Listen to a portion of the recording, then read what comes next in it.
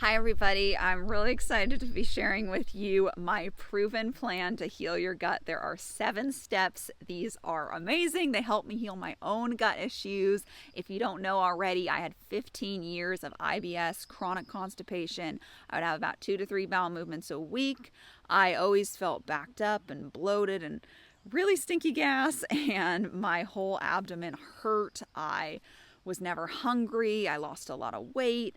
I did not feel good. Nothing sat well. I was not confident. I lost my period for a time. I was tired a lot. I had a lot of gut issues, and I learned to heal my own gut issues, and now I don't get any of those symptoms anymore. I have complete healthy bowel movements effortlessly, like clockwork, nearly every single day. I rarely ever miss a day, and I have 1 to 2 every day. I have no more bloating, no more stinky gas. My tummy feels so light. After I eat, I feel satisfied, light, like I can get up and do things.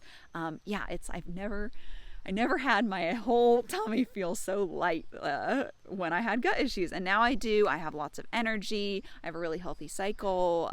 All the things are so much better. So I want to share how I got there, and these are the same things that I teach my clients that have helped dozens of people to fully heal their chronic gut issues. People that have ulcerative colitis, autoimmune diseases, constipation, diarrhea, like all sorts of issues. So this is a really great plan for healing. There are things I learned when I was studying to become a certified nutritionist.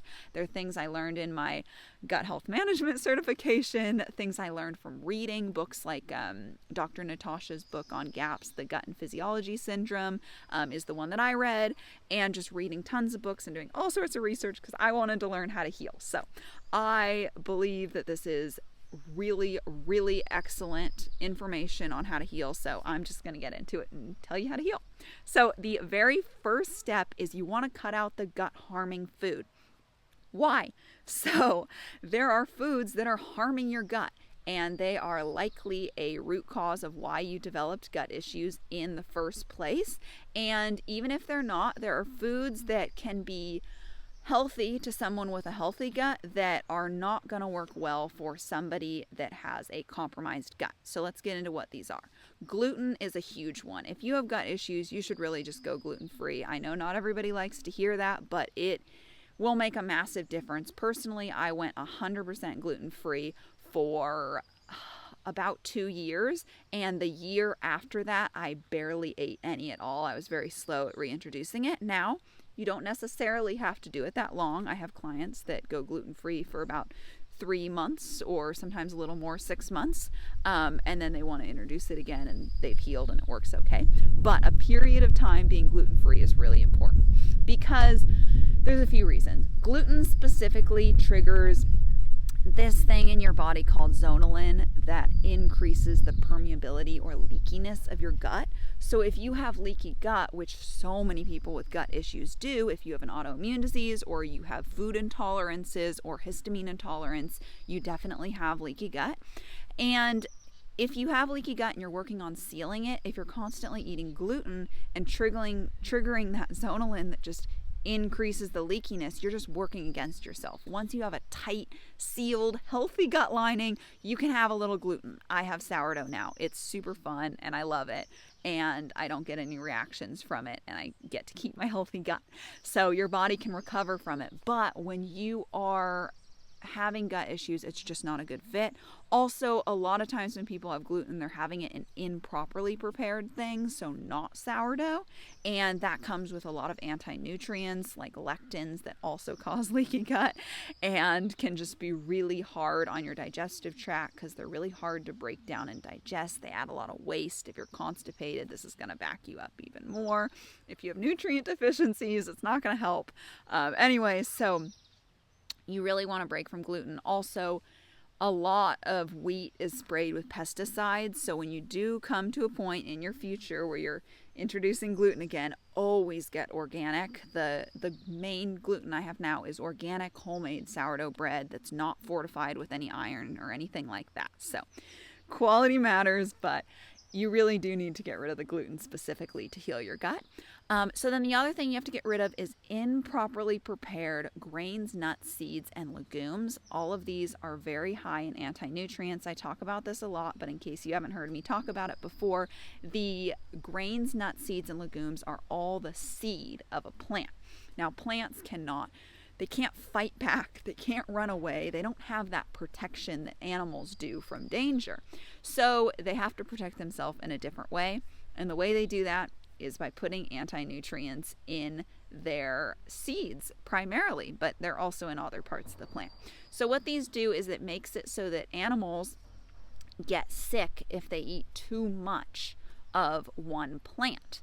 So they can't just keep on eating it, especially the seed, because the plant doesn't want you to eat the seed, because that's the baby. That's how the plant spreads its seed, literally, and continues its species. So that's why they're in there. Another thing is phytic acid is really high. That's an anti-nutrient, and that one's a little different. Its purpose is binding to minerals and nutrients in the plant, so it's kind of a storage. But for us, because it's bound to the mineral, it kind of locks it and blocks us from being able to absorb that. So anyway, these are linked to a lot of gut issues. Like I said, lectins can also trigger zonulin and cause leaky gut. They can also kind of scrape at your gut lining. They just make these foods really difficult to break down. They cause a lot of excess waste. If you have a gut microbiome imbalance and you have a lot of excess waste, that's going to be more foods to ferment, which is going to mean a lot more gas, because when your gut microbes are fermenting things, they produce some gas, especially if they're overgrown and out of balance ones. They produce a lot of gas. Having excess waste can really pile on the stools when you have constipation. It's kind of like adding more cars to a traffic jam. It's not a good idea. So you really do need to limit these foods. Some people need to fully eliminate them, but if you are going to consume any grains, nuts, seeds, and legumes, I recommend you pick your favorites. Don't bother with the ones you don't care about. I don't care about cashews, so why would I waste my few anti-nutrient foods on cashews? Like, I just don't care about that. I would much rather have peanut butter or almond butter or what else do I like? A few toasted walnuts in a salad, something like that. But anyway, when you do go to consume any of these, you want to properly prepare them. So that means soaking, sprouting, or fermenting.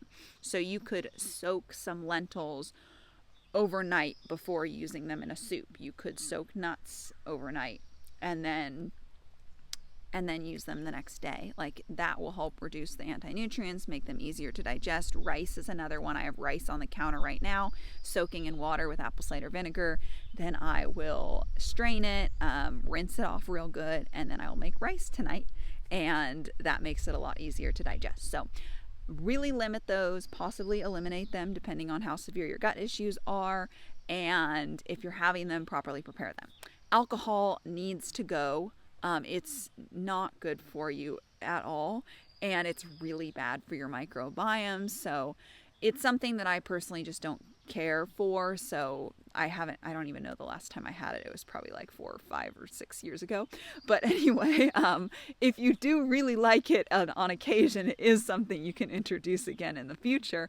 But when you're healing your gut, it really needs to go. It's really going to mess with your microbiome. It's going to stall your liver on detoxing. Detoxing is important for healing. Like, it has to go when you're healing your gut microbiome.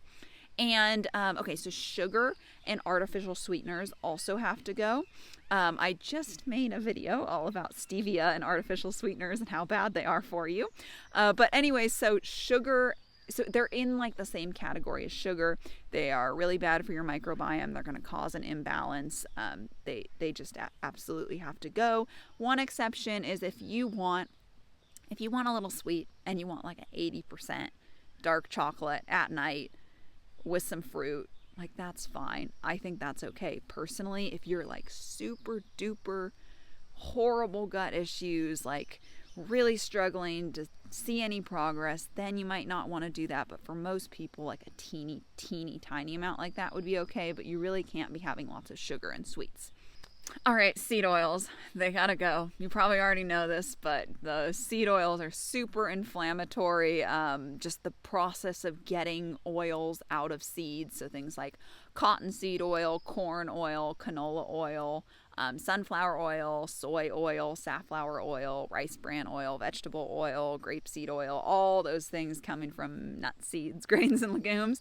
It's difficult to get the oils out, so they use a lot of chemicals and a lot of heat, and sometimes they like use bleach and deodorizing chemicals to make it more of a neutral oil and not like a smelly, funky oil. And anyway, all of this process just completely oxidizes the fat, and it makes a bunch of free radicals. And I talk about that a lot, so I'm not going to go too in depth into that here, but it makes them very inflammatory and very damaging to your body. So you do need to cut out seed oils, which means most of the time taking a break from eating out or minimizing eating out, really reading your labels carefully, cooking from scratch, and using healthy cooking fats like butter, ghee, tallow, lard. Animal fats are what you want to cook with. And then you need to cut out processed foods, which is probably pretty obvious, and they include all the foods I just mentioned, but you shouldn't be eating a bunch of processed foods. The second step to healing your gut is to add in gut healing and nourishing foods. So cutting out foods gets a lot of attention. It's very important, but it's not enough. I have seen people that eat pretty darn healthy and don't have the junk food in, but they're not nourishing their body enough, and they're not healing, and they're just stuck in this, oh my God, I'm restricting so much and I'm not making progress, and it's really frustrating. And the reason is because they're not including the things that they need to heal. It's not enough to just restrict. You have to bring in all of these nutrients to repair the damage in your body. You need collagen and vitamin A and glycine and things like that to repair your gut lining. You need nutrients to make digestive enzymes, to make enough stomach acid. You need like zinc and magnesium and things like that. And you need nutrients to make contractions in your colon, to move your stools along. Like, you need nutrients for everything in your body to function, and you really need nutrients to heal damage in your gut. So needs to be nourishing. You need to be eating foods that help support your gut microbiome. So you need to have fermented foods. Homemade is best, but you can get some store-bought. I like to make, like, I have sauerkraut right now that I've been eating that's really good. Fermented veggies are really awesome. I love those. And then like yogurt or kefir, things like that are really good. So the more you can make homemade, the better. If you get a little store-bought, that can be okay, but homemade is best. So you really need to be getting fermented foods in to heal your microbiome. So let's go back to nutrients. So collagen, you need meat stock or bone broth, depending on where you're at. If you have very severe issues or histamine intolerance, just start with meat stock. Otherwise, bone broth can be a good option. I have recipes. I have a recipe for bone broth and a video on how to make it, so I will link that below. And then for organ meats, these are really important for healing, and it's a missing piece I see a lot of people missing. And organ meats are just the most nutrient-dense foods. I talk about them a lot. Think liver especially, you really need to be getting it in. For the past probably almost 6 years now, I've been having liver heart pate that I make from scratch almost every single day. There's been little gaps of, a few days where I need to buy more liver and make it, but pretty much every day I've been having that for 5 or 6 years now. That's my favorite way to get it. I'll link my recipe and a video on how to make it down below.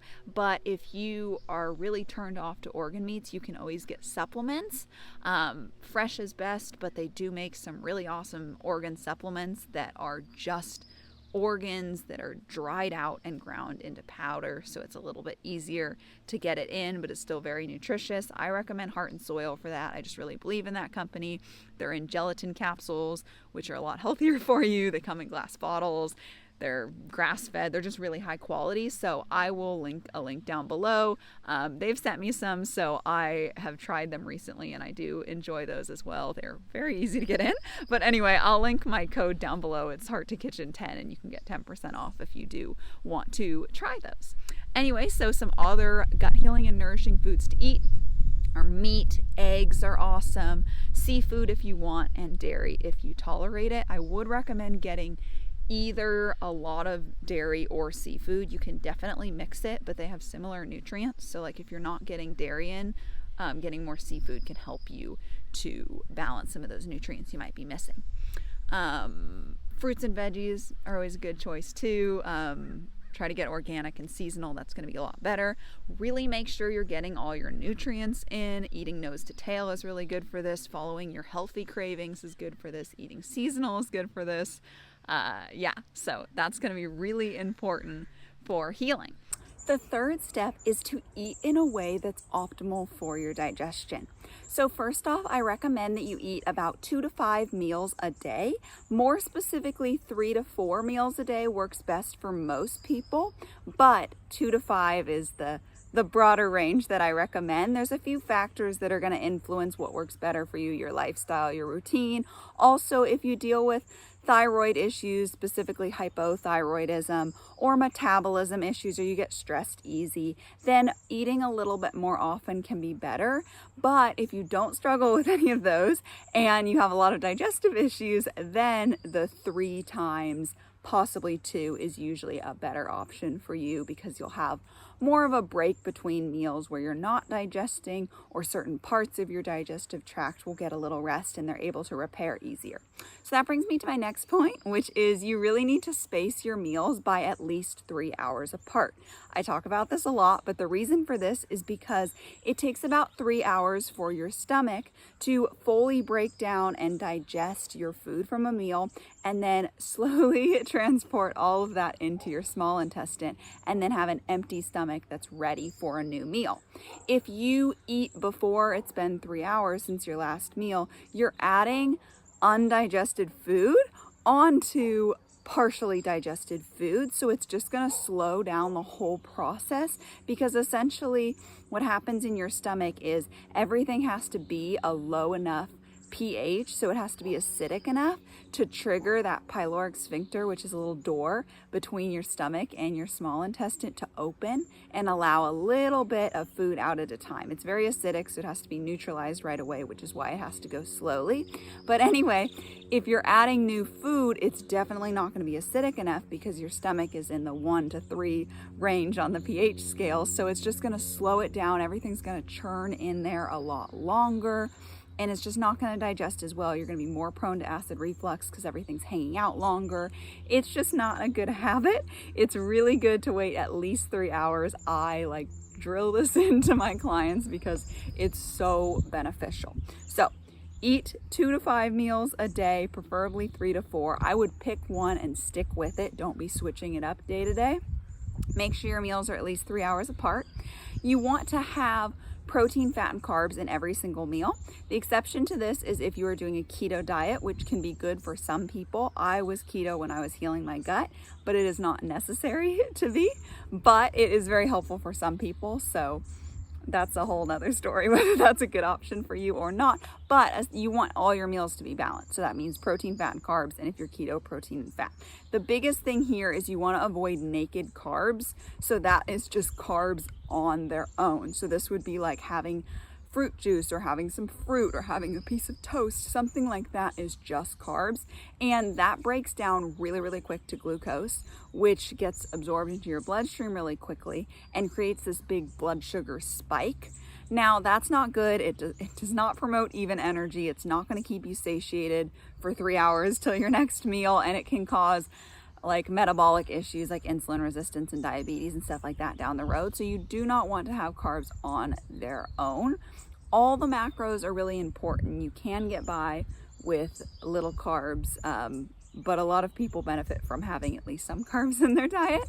But anyway, you really need fat for healing your gut. You need it for your hormones. You need it to get fat soluble nutrients in, and so many other reasons. You need protein for your muscles, obviously, but you also need it for fluid balance, for structure in your body, for your immune system to function, and a lot of other reasons. But when you have them together, it's gonna work a lot better. Like, protein cannot provide you energy very efficiently, so you really need fat or carbs to get your energy in. So anyway, every single meal should have protein, fat, and if you're not keto, it should have carbs in it as well.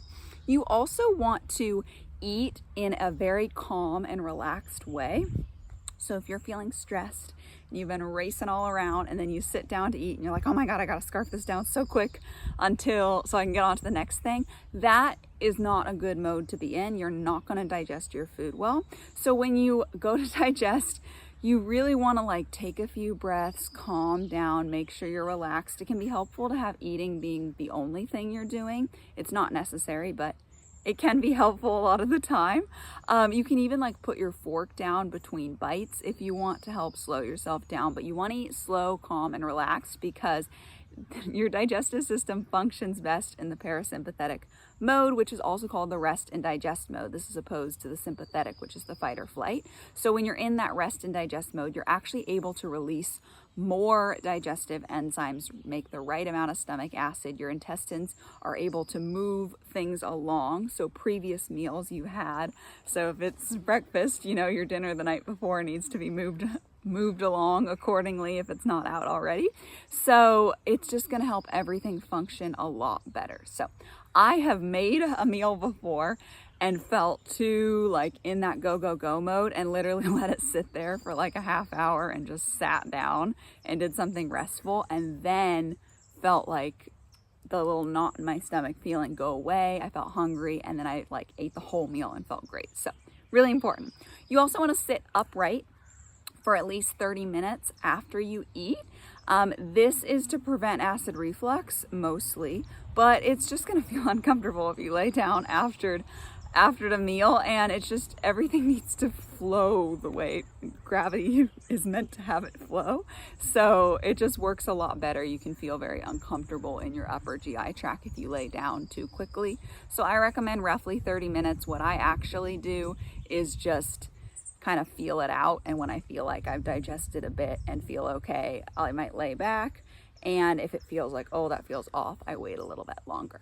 So then you also want to just stay seated and let yourself digest your meal for at least 10 minutes after you just ate. Now, this helped me a ton when I had gut issues.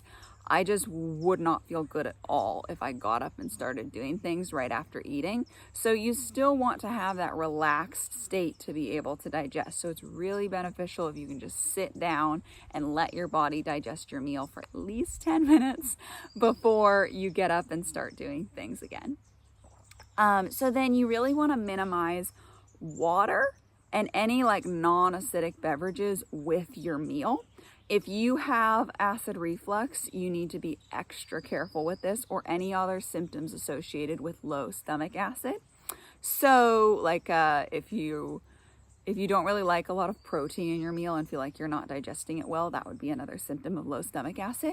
So basically, like I was saying, your stomach has to be acidic. It has to be in that 1 to 3 pH zone to be able to digest your food properly and move it along to your small intestine. So if you're struggling to produce enough stomach acid already, then if you're adding things like water, which is a 7 on the pH scale, or just other beverages like that, it's going to make it even harder for your body to get your stomach acidic enough. Now, obviously, water is a great thing to have. You just want to have it between your meals. So the more you struggle with this, the more strict you should be. For myself personally, the biggest habit shift that I made here was just not bringing a glass of water with me to a meal and just focusing more on drinking the water throughout the day, because I haven't struggled with acid reflux and low stomach acid issues.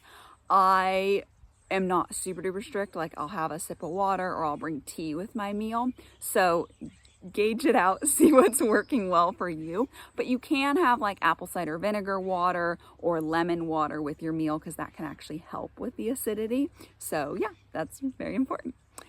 Some people might benefit from intermittent fasting. So that's basically, if you're not familiar with it, fasting overnight, which everybody does, but it's extending the window. So it's eating your last meal a little bit earlier and starting your first meal later in the day to extend that window. There's lots of different ones. You can have a 12-hour eating window during the day, 12-hour fasting window at night, or really common one is 8-hour eating window during the day and 16 hours of fasting overnight. Now, you don't have to have an exact one, but if you just think about that, extending that fasting time by not eating so late and waiting in the morning to eat your breakfast, this can be helpful because you'll increase the amount of time that different parts of your digestive tract don't have to actively be digesting things, and they heal so much better in that time. Now, there is a caveat here. If you struggle with hypothyroidism, metabolic issues, are stressed a lot, then fasting is not going to be a good option for you. If you're struggling with your fertility, wanting to improve that, that's another case where fasting wouldn't be so good. So you can also listen to your body and see what works well for you. I really love waiting a little bit in the morning until I eat my breakfast. It feels really, really good. So see what feels right for you. These will all help you to break down your food thoroughly, support strong stomach acid, and just support overall digestion and release more digestive enzymes. So that is why it's really important to be conscious about how you're eating and make sure you eat in a way that you are supporting your digestive health. It's not just what you eat and what you don't eat, but how you eat matters too. So that brings me to the fourth step, which is you want to decrease your toxin exposure. The reason I have this fourth is because the previous steps will actually help you with this, and when it comes to detoxing, you want to move slowly, which I'll elaborate on. But when you introduce those fermented foods and you're eating really nourishing foods and you're eating the broth that has glycine in it, which is a really powerful detoxer, it can bind to toxins and help you get rid of it. When you're eating these healthy foods, it's actually going to help your body to detox. When you're eating the ferments, it helps your microbiome reset, and you're going to have a die-off of these microbes that are leaving your body that are no longer useful for you. Also, cutting out processed foods, prioritizing organic, cutting out inorganic foods, and not eating foods that aren't as good for you, like I talked about earlier, cutting out alcohol, cutting out sugar. All of this is going to help you detox. So you've already started working on this. The next step for detoxing is being aware of toxins around you and decreasing your exposure to them. So when you get into non-toxic living or low toxic living, it can be a little bit overwhelming. So don't focus on being perfect immediately. This is a journey. I'm still working on it myself. Instead, just become more aware and slowly make changes that will help you to be healthier. So toxins are in a lot of things. They can be in tap water, for example. So getting a really good quality water filter is an excellent investment for healing and just long-term health. I personally have a Berkey water filter with the fluoride filters attached, and I love it. It's a little bit more of an upfront investment, but you don't have to change the filters very often. The fluoride ones are every year, and the carbon filters can last a long time. You can test to see when they're ready, but I believe they can last around 6 years. So you don't have to keep buying filters like those Brita filters. If you're actually doing it the way you're supposed to, every 2 or 3 months you need a new filter. So that ends up being more in the long term. But anyway, you can also do reverse osmosis or get a house filter, but you can get spring water. There are different options, and if you're not in a place where you can afford that quite yet, just put it as a goal for the long term. I actually asked for my filter as a gift. So when I was graduating college, my dad wanted to get me a gift, and I said, well, I really want a new water filter, so if you want to contribute to that, that would be great. And he offered to buy me the water filter. So you can even get creative. But anyway, that's one example. Also, things like personal care products. So as you're running out of your personal care products, like your toothpaste or your shampoo, or just your bar of soap, anything else you use, if you use deodorant or stuff for your skin, anything like that, your makeup, that kind of stuff if you're a woman, that all can contain these hormone disrupting chemicals in it. So you want to avoid that. Perfumes and colognes are very bad for your hormones too. So you want to make these swaps. You want to get cleaner ones.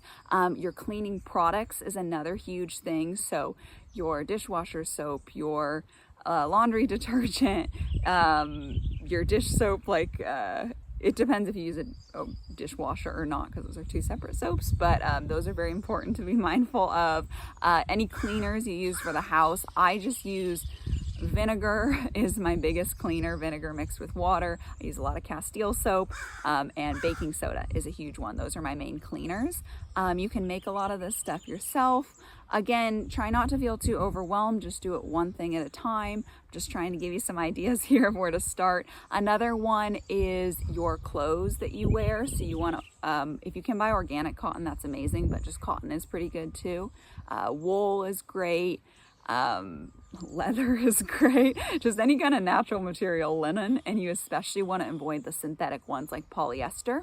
So start with things like your undergarments and your sheets that are like touching you every night. Those are the most important ones to start with, and then kind of your favorite clothes that you wear all the time, and you can move out from there. You know, you can imagine your towels and your furniture and all that comes into play too, but just start with the things that you have the most contact with. A shower filter can also be an awesome investment. I have one of those. And your cookware is really important too. So you want stainless steel and cast iron, and use glass. You can use glass Tupperwares, and just try to limit the plastic. I know it's hard. I struggle with it too. I limit it, but it's so hard to get away from it completely, especially when so much food comes in plastic. But don't get the like Teflon or the non-stick pans. Those are really bad for you. So I'm talking about these toxins, but what do they actually do? So one thing they can do is they can disrupt your microbiome, especially those cleaners that like kill like 99.9% of, what do they say, viruses and pathogens and that kind of stuff. Really avoid those, because they're not actually killing the microbes. They're morphing them into a more dangerous form. So these chemicals destroy the cell walls of bacteria, and they morph them into what's called an L form, which people previously believed killed the bacteria, but now we're finding out that it actually just makes this kind of amorphous blob of a bacteria, and without the cell wall, it's able to like squeeze in to more tissues in your body and cause some mayhem. So this is the same kind of thing that happens when you take antibiotics as well. Hand sanitizers also do this. You want to stay away from that. Just get a good soap. I get like a goat milk soap, but tallow soap is really good too. Yeah, so they can disrupt your microbiome. If you're exposed to a lot of heavy metals, then yeasts like candida and parasites can overgrow, because they'll eat up those heavy metals and kind of protect your body from it. So if you're passing a lot of parasites, you're probably exposed to like heavy metals or toxins that they overgrew to protect you from. You have to get rid of these toxins to get rid of the overgrowths. So this is really important. It also plays a huge role in autoimmune diseases. So I'm touching on a lot here. I have a lot of videos that go more in depth into all these topics, but if you have an autoimmune disease, really short, you will have leaky gut, and you'll have toxins flowing through your gut lining and storing into little tissues in the body. Then your immune system starts to attack those tissues because it's trying to get rid of the toxins, and you need to seal and heal leaky gut and then start to get these toxins out, so you're not adding any more. Once they're out of that tissue, your body will stop attacking it and you can heal your autoimmune disease. That was super quick, so I'll link another video that goes more in depth into that if you want to check it out. Yeah, so another thing that came to mind is air fresheners, candles, perfumes. Again, anything with fragrance is going to be really bad. That can be in laundry detergents a lot of the time too, so watch out for fragrance. Really just try to get things with ingredients that you understand exactly what it is. That is a great way to start this. And again, try not to get too overwhelmed with this. This is a journey. This is things where you make swaps over time. You don't have to throw out everything you own immediately and buy more stuff. That would be very expensive. I certainly did not do that. I started this like 5 years ago, like really getting into this, and I'm just about to order a non-toxic mattress. So it takes time, and you slowly improve on this. Another toxin I just thought of is EMFs. So avoid like Bluetooth exposure. You can turn your Wi-Fi router off at night. Keep your phone with Bluetooth turned off. Don't use those like AirPods. They're really bad for you. Just use regular wired headphones. That is really helpful as well. It seems a little bit funny and interesting, but the electromagnetic frequencies have a very similar effect on our body as these other environmental toxins. I read a really great book that just goes so much deeper into this. So if you really want to learn the details of like what's up with these toxins, where are they, what exactly do they do in our bodies, like what studies link them to different cancers. If you want all the details, check out this book. I'll link it on the screen. It's called Detoxify or Die by Dr. Sherry Rogers. It is really good. It's a little depressing, but she does bring in solutions and things you can do as well. So that is my favorite resource for learning about environmental toxins. That brings me to the fifth step, which is detox. So you've already begun to do this. Like I said, you cut out processed foods, you're eating healthier foods, you're eating in a relaxed way, you're eating in a way that supports your digestive health so you can start healing your gut and digestive system. You're cutting out these toxins that are making all your gut issues a lot worse. Now, for a lot of people, it's important to purge toxins that are stored in your body. So we have detox pathways that are getting rid of these toxins constantly.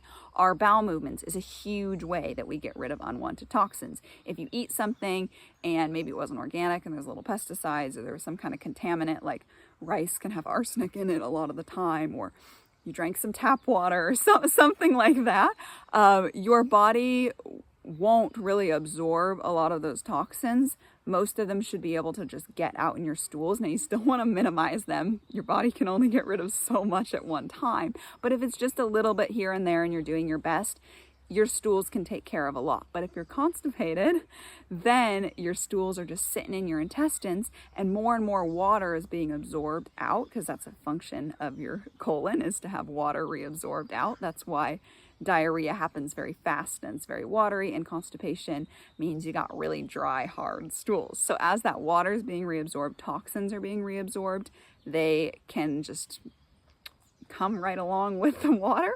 So that is something to be mindful of. If you're constipated, that's going to affect your detox pathways.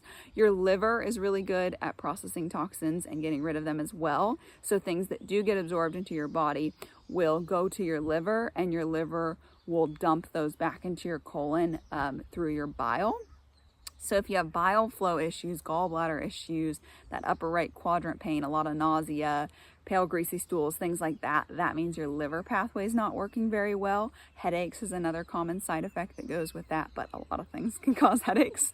And then you have your lymph above that. So your lymphatic system is kind of like your cardiovascular system. It flows all over your body, but your lymph doesn't have a pump. So it takes physical movement like exercise and walking around and stuff like that to move your lymph. You can also use like dry brushing or gua sha to physically like move your lymph around. But anyway, it needs to be pushed around, and your lymph will also collect toxins and dump that into your liver, which dumps it out into your colon. Above your lymph is your organs, cells, and tissues. So this is any toxins that made it very deep into your body. When they're able to come out, they will get dumped into your lymph and out that pathway. That is the main detox funnel. But you can also get toxins out through your sweat, through your skin, through your lungs. Some toxins can come out through your breath, and then through your kidneys and through your urine. Some toxins can come out there too.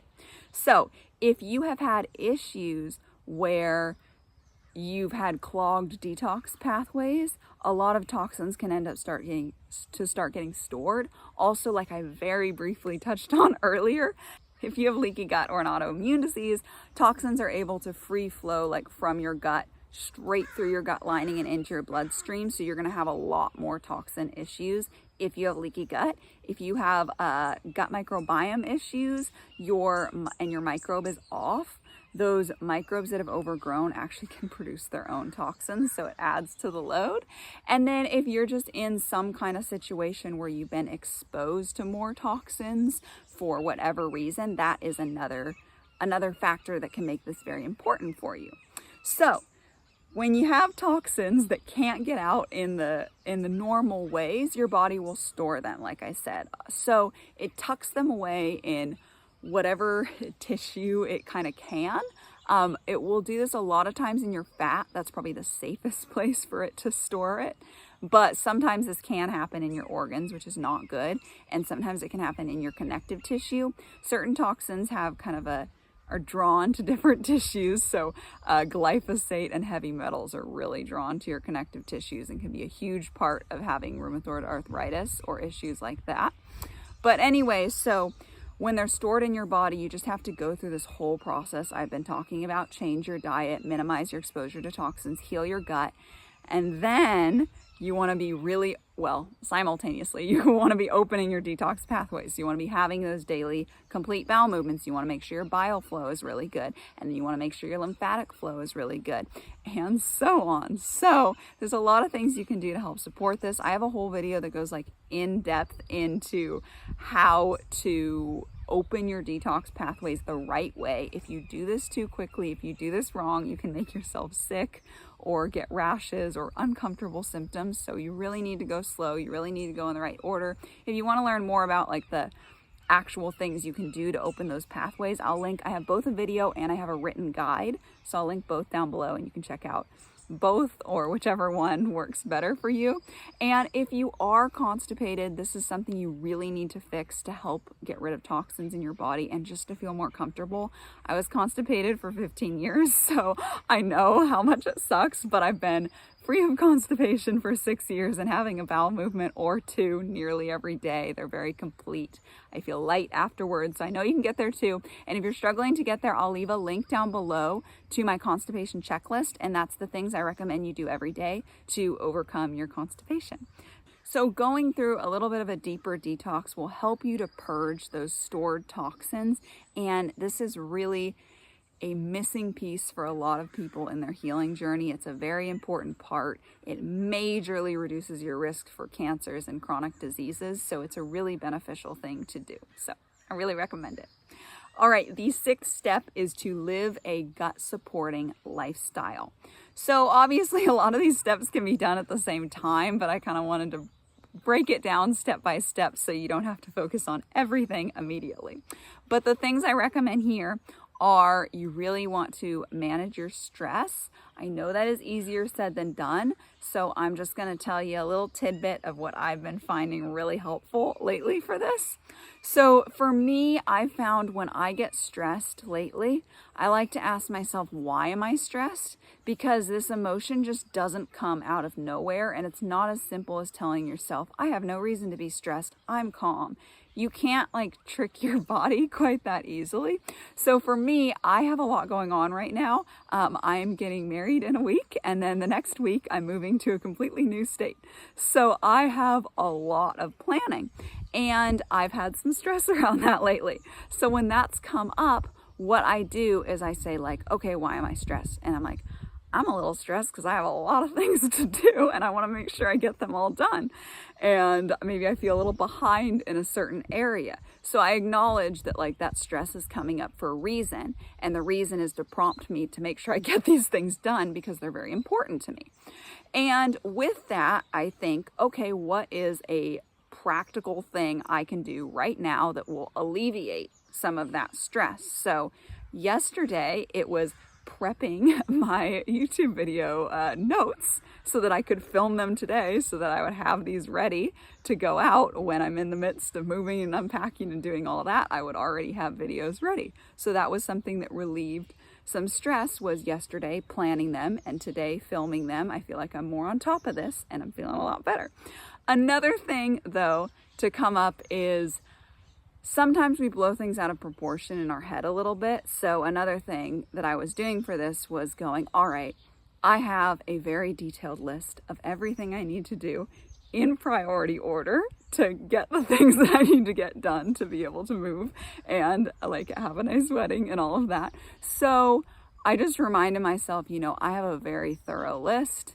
I have already done like a very large chunk of it, like 2/3 or 3/4 of it is done. I've been really great at keeping up with this pace. Like I can calm down a little bit. I know I got this, I can handle it. So anyway, that is what I have found really, really helpful for stress lately, is asking myself why I feel stressed, then basically figuring out like an action I can do to start to relieve some of that stress, and then assessing like, all right, am I blowing it a little out of proportion? Like, can I do this? I can do this. And then, feeling a little calmer with that. So that's really helpful.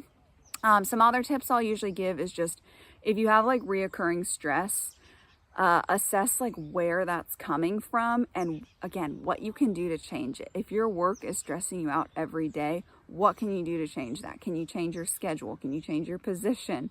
Can you change your mindset around how you go to work? Can you change your job? Like there's a lot of different things, and I know that it can be hard and you can't always control everything, but focus on what you can control to start making those baby steps of alleviating some of that stress and not overscheduling your days. That's a huge one.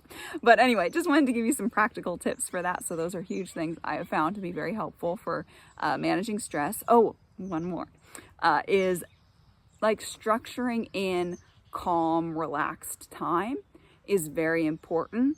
So my fiance and I go outside on some kind of nice adventure every single week, and that's always very, very calming. Sometimes I go more, but we have our adventure every single weekend. That's very nice.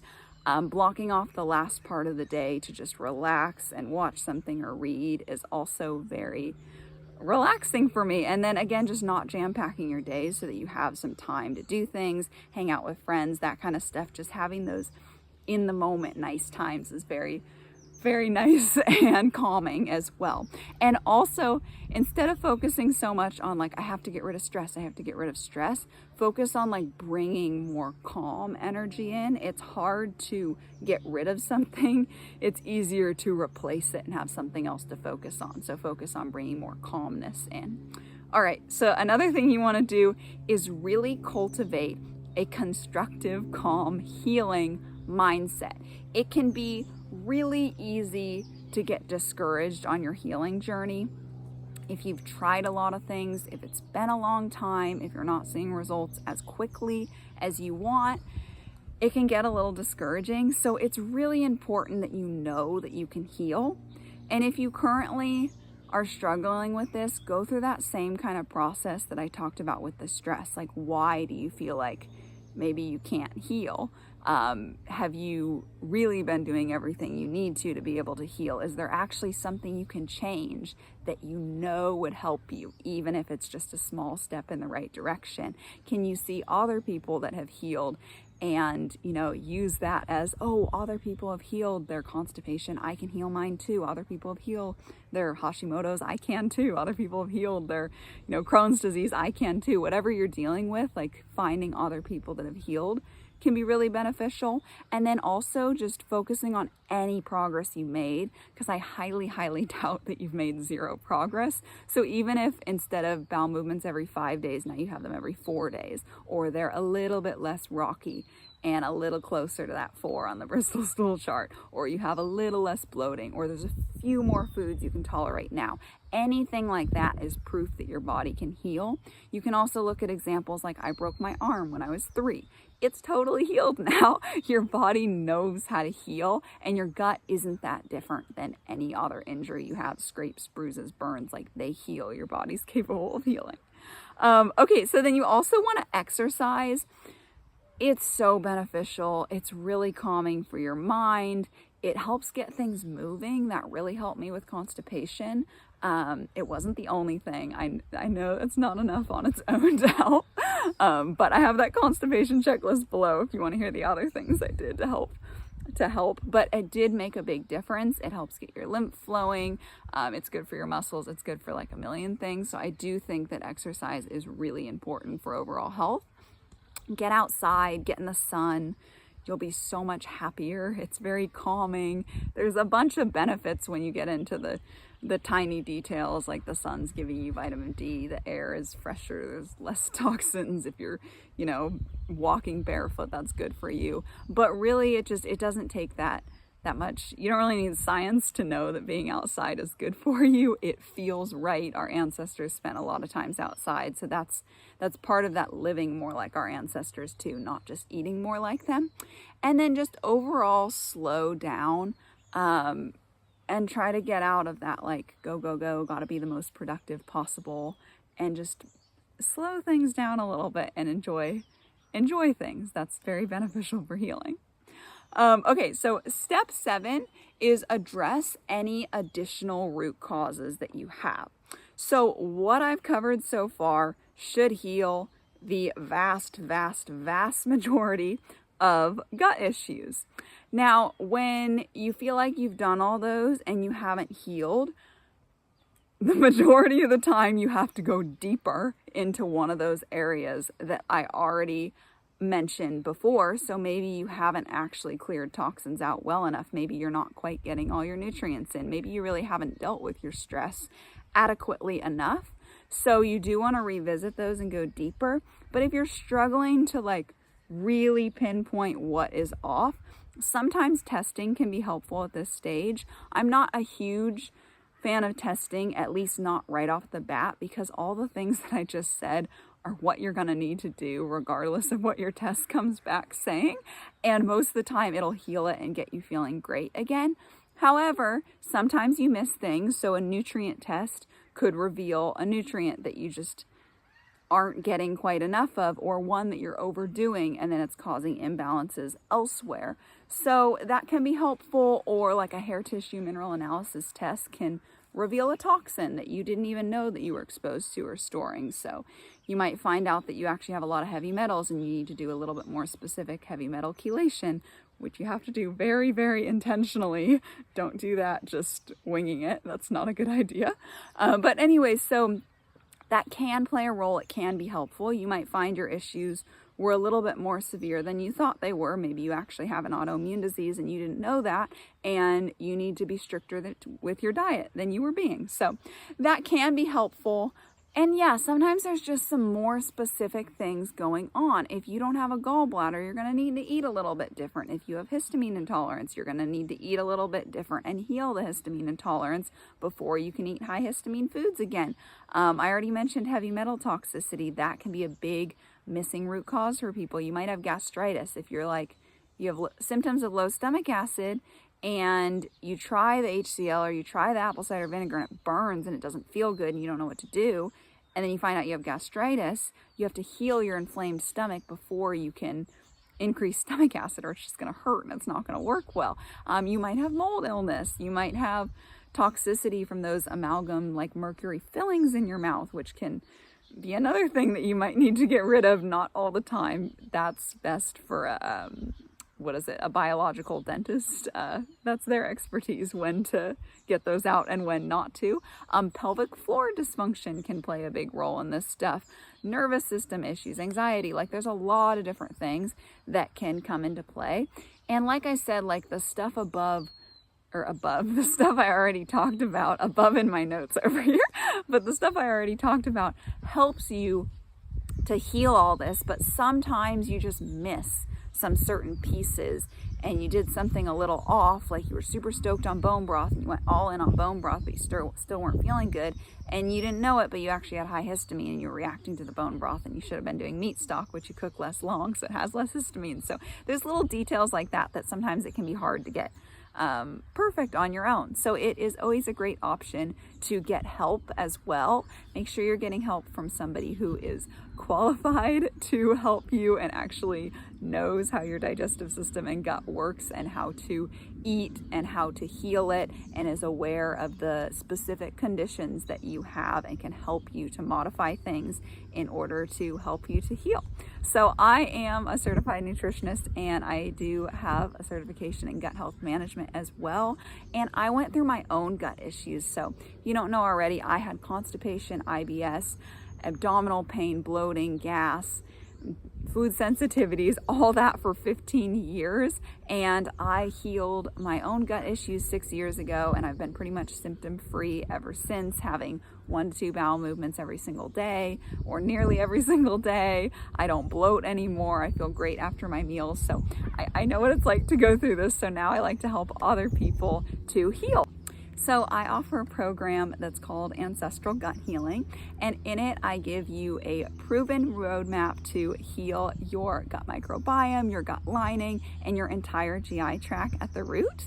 I also will make a personalized strategy and action plan that I create specifically for you to heal your exact issues that accounts for whatever you're going through, whether you have dairy intolerance, whether you have histamine intolerance, whether you don't have a gallbladder anymore, if you have Crohn's, if you have an autoimmune disease, whatever you have, I take all that into account and help you formulate a diet and healing plan that will help you heal the root causes of your issues and get symptom-free as soon as possible. I really help you to pinpoint those weak spots in your digestive system, strengthen them, and get your whole digestive system just working like an efficient machine.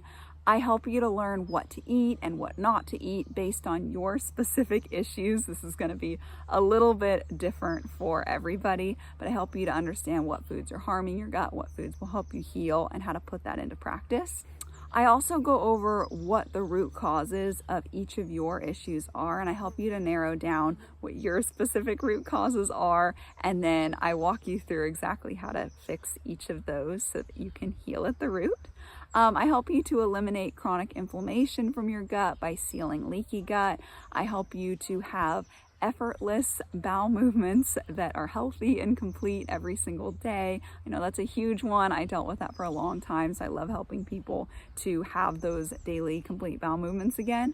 And I just help you find any of those missing gaps in your current healing routine and make sure you have a really comprehensive plan to help you heal. I support you through the whole process. I answer your questions. I help you navigate roadblocks and just help you get to a place where you are symptom-free, full of energy, feeling great, can eat more foods, can actually go out to eat with your family and not feel weird and get to order things off the menu again. So if you're interested in that, I will leave a link to book a call with me down below. On the call, you can share more about what you're going through, what you've tried, where you want to be, and I can tell you what I'm seeing that you're missing, what you need to change, and what you need to do to heal, and then tell you more about how I can help you to do that.